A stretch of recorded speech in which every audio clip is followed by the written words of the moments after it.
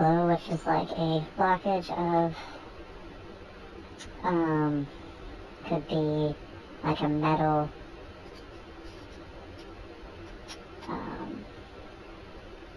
thing, or just some sort of blockage where you're keeping, mentally what evil is stuff below, and you're above. Before I got to that, I was focusing on right below the entrance, and then moving with it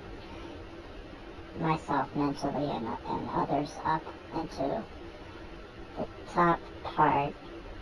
and any distractions or anything trying to get in the way, you can reject it by it's going low, and it's not even allowed to be up in there. As long as you're up in there, then you're good, and it's still completely normal reality. But this is like a mental meditation idea, and it's real. And then once up there, what you could do mentally, but project it into reality, so it's metaphorically into metaphorical thought that's affecting reality, that you could be giving each other light from that top room, like the highest meditation, spiritual place, and you're giving each other light. And then, and in order to getting up there, you're not trying to one-up other people, and that's how, like, the wrong way of what some people are trying to do. It's really, you're just trying to be the best that you could possibly be, and others can be included with you on the same level as the I am level on the top. Basically, you don't even have to play any of this game of trying to one-up people and trying to get energy so you can get higher and higher. You basically just, when you figure out how to do it, and it makes sense, you just jump all the way to the top fairly quickly. It could also be like a spinning wheel of a slot machine, where you're just flying like straight up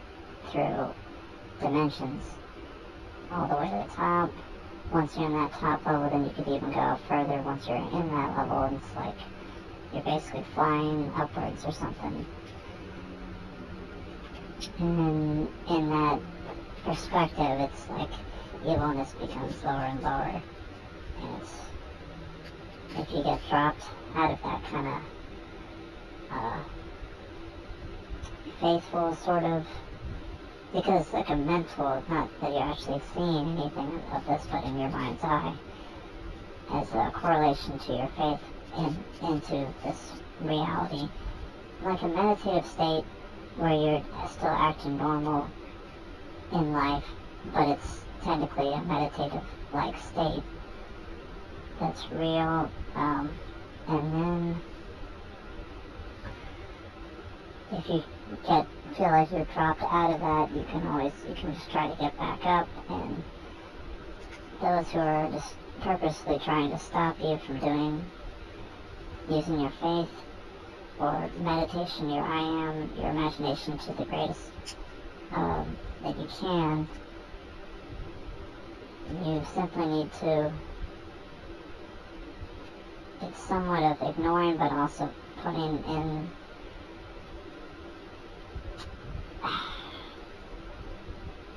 you have to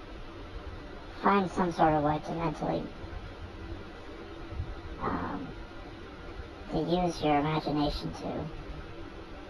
stop what's distracting, or change your perspective about it to stop it. And really just to experiment to see what works. But the idea is that you basically instead of just thinking of an idea, you become the idea, and you try to hold on to that abstract realization of your faith being manifested as like a meditative state, or your reality which you accept and hold on to, whatever it seems to work when it works, then you try to stay there. And it's a weird thing to try to explain, and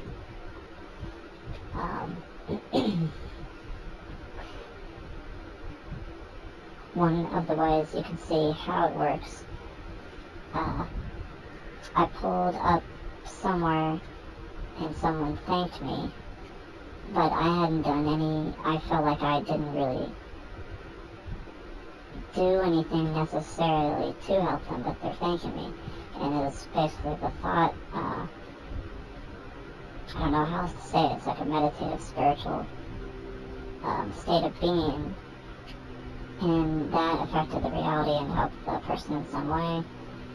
which, I mean, I know how it helped. It was protection, and it's like projecting your own powerful effects on your surroundings and the people because of an I am state of being, in which it doesn't necessarily mean that you can go around stopping people from trying to get in the way of you and other people who are like this idea, although that can happen.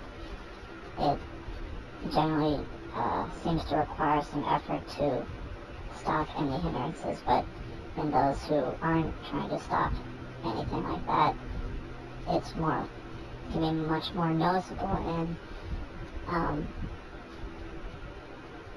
accelerating what a positive state of mind or being in the surroundings, the reality. This number 2 here is like a dream from a long time ago, where it was like a battle between humanity and alien demon kind of things and robots. And that was the end part of it, had a human face on a spider robot thing that jumped off the wall and killed me. Right before it jumped off, I'm out of ammo on this massive gun thing. I basically died alone, did my best until I ran out of ammo, and then pretended I still had ammo to help my friends flying by, and this thing popped out of nowhere, where it was like a force that had red and orange color to it, and light in a circular or multi-circle fashion, and white light, which was like this power of God love thing that as soon as I noticed it, it started to form with me, and I could feel it, and then it became me before the thing jumped off and tried to kill me, and so it was like I became it, and I realized that this war thing was sort of like, well, it didn't matter to me pretty much at that point that this was way better than anything else, and this was the real meaning of everything, and we're one with God, and this thing is jumping off with a smiley kind of smirk at, and I'm pondering, does this thing actually know? And it's like they're playing a role in it, and they actually know what I know and experience, and they're just doing their part, or are they just so blind that it didn't even know what was going on, and it just saw me as a person and couldn't see or experience what I was experiencing. And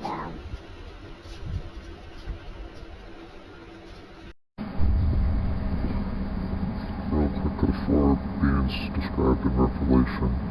as being directly under God is the lion, the ox, the eagle, and the human of light, all of which have 6 wings and eyes representing that they see all, they know all, and they have ascended, which is the wings, and they can move freely, and both descend or ascend. The wings represent the end, which is that you've merged with God and you now serve that purpose in life. the wings meaning that you essentially can fly off of the ground,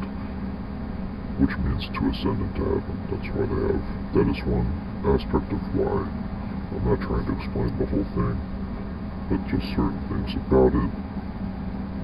The lion represents the ultimate military-like authority of, and which we see also from the Bible is the army, the tribe of light, the tribe of Judah, which is correlated to the lion. So the lion represents the authority of the force in that same exact sense. They all have eyes and 6 wings, and so they all play the same roles. This is God manifested in different forms to explain different things that you as a person actually can experience and do these things mentally.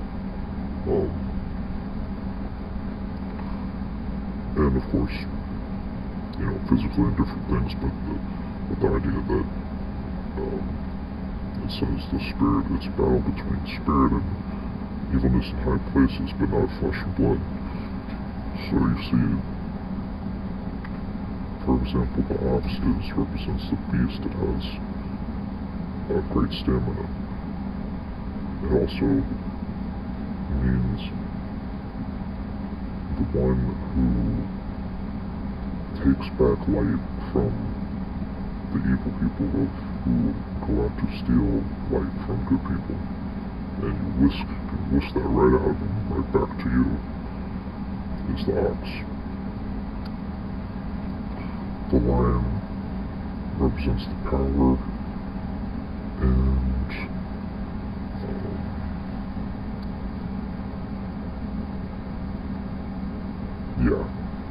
don't want to go into a lot of stuff with that. And then the eagle represents like the divine justice aspect of it, and the human of light represents the one with like the greatest telepathy, godly telepathy among humans. All these things are representative of human. You see that even they chant certain things and words, which are English words, but they're described as being creatures. So these are things that you can actually experience. Interestingly, it's shown in the show on Netflix called Smoking, which might not really be something you might see right away. But I can tell you that the short guy is like a representation of the eagle, the tall guy is a representation of the lion, the guy who doesn't talk is the human of light, the telepathic human, and the ox is the guy with the long hair. And if you watch it, I'm sure you could figure out and see sort of what I'm talking about.